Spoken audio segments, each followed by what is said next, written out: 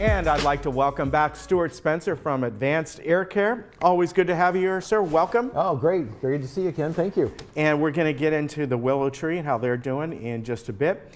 But let's talk about just in general how, people who are not hearing really clearly, how it affects them in their daily lives. And in many cases, they may not even realize it, right? Boy, that's really the truth. That's probably the biggest understatement of the year, right? To me, it's just getting proved out medically through a lot of research and science and long-term studies, 30-year studies. Honestly, Ken, today, hearing better is just really not an option. You're right. Before it was like, well, okay, Dad doesn't hear well, we should take him and get some hearing aids. It's not about just the hearing. It's about, preventing them from falling. People that have hearing loss, 2 or 3 times more likely to have a fall. We all hear those stories about what happens to people once they fall. Right. Their health declines. It's really hard for them to recover. They struggle. They end up, getting some kind of assistive device. Whether it's a cane or walker. Those type of things, which nobody really wants anyway. Yeah. So it affects falling. It affects their cognitive skills. Just more and more studies. A patient just sent me an article this week about Stanford doing studies. That's just looking at what happens when people don't stimulate their hearing. And they did a great study compared to people that have hearing loss, kind of like Dr. Lynn's study that had hearing aids and people that didn't have hearing aids. And the cognitive skills just go down the drain. And so, it affects everything. It affects how we think, it affects how we communicate, it affects our lifestyles, how we participate in all these groups or activities, with our families. So, it's just not an option. We just need to hear better. And there's a lot of good ways to do that today. Now, once people do get hearing aids, how do they care for them? What do they need to do? Do you clean them every night? Obviously there's the batteries, but I know there's some hearing aids where the batteries can last a long time or they can recharge. That's right. So, this is really a big deal. And it kind of comes online, with the onslaught of today patients are barraged by all these mail order companies, buy them for whatever, $69, $600, $2,500. There's all these different price points. People just want to sell you the hearing aid and send it to you. Right. People don't even know which ear they go in, how they work, how they're supposed to adjust them. They don't fit right, they don't sound right. Then people get really discouraged, and they think, oh, well, I tried a hearing aid, it didn't work. No, you really need to see somebody that knows what they're doing and how to fit these losses. Right. We take into consideration so many different variables when we fit a different product on a person and how they're going to use it, how they can use it with neuropathy or arthritis or vision issues that they have. But after that, it's the care of the hearing aid is so essential. We see people every 3 months. And just look in their ears to check for just simple wax blockage. Right. People come in the office and honestly, we say, hey, are you hearing as well as you should be? And they're like, oh yeah, I'm doing great. And we look in their ears and they're blocked, and we get that taken care of. Then we clean their hearing aids. Like, oh my gosh, this is so much better. So that ongoing care is really essential, and you can't get that through the mail. That's right. For sure. Now let's talk about the batteries, though. Yep, sure. I know a lot of people, in fact, the other day I was walking in the market over in Stater Brothers, and this lady who was in line, she was talking to her friend going, oh yeah, I couldn't hear very well yesterday. Well, I forgot to put new batteries in. Are we at the point, there's so much technology in there, and do they have, are there models where, like our phones, like anything else, rechargeable lithium batteries, where at night you can just put them on something, put them on a pad or whatever it is, and they charge, where people don't have to worry about batteries Exactly. anymore. That's where we're at. We have a complete line of rechargeable hearing aids today. Basically, you just take it off your ear, put it on the charger. Yeah. It charges overnight. You take it off, the charger in the morning, you put it on, and you wear it all day long every day, right? There are no issues. These little batteries, the battery companies, invented a battery way back when, I can't even remember how many years ago. They had the little tab on the back you pulled off. Yeah. Then the air would activate the battery, so the batteries would last longer, and they cost less. We used to have silver batteries, right? Those were really pricey. Then the FDA made us take the mercury out of batteries, so now they're a little more organic. But they have a real consistent milliamp drain, then it kind of rolls off and you have to change it. 5, maybe 7 days. Right. These people, with these little feeble hands, are trying to take these little tabs off. Well, feeble, I have a hard time I taking would the have a hard batteries off, time. right? Yeah. So, it's really hard to do that, and think about, when you're going to do it, and make sure you have a good battery when you're going to, go into a meeting or go out for a social event.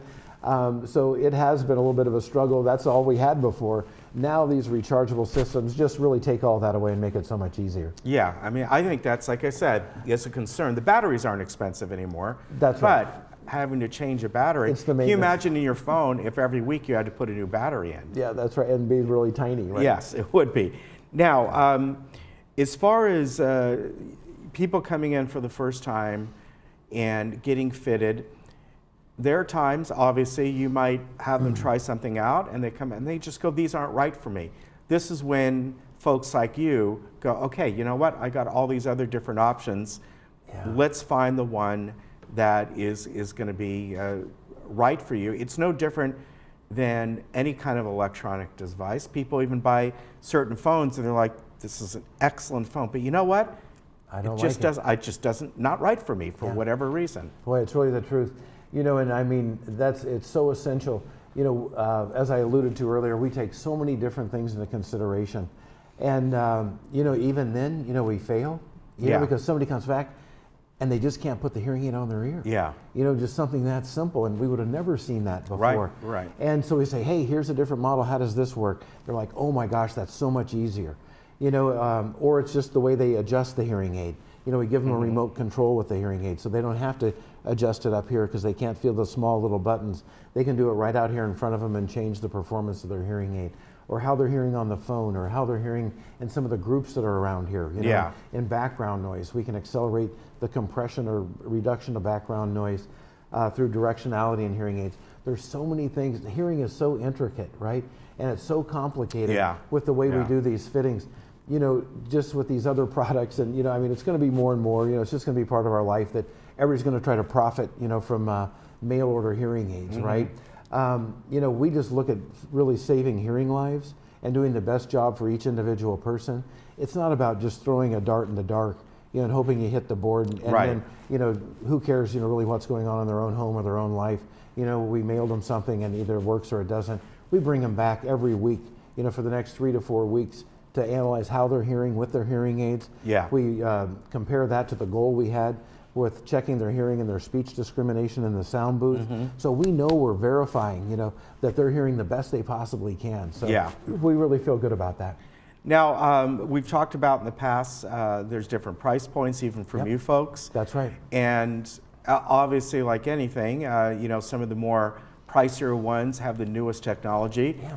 But every few months, that technology either gets better or those go down in price because, like anything, something brand new costs a little bit more, but then 6 months later, it's...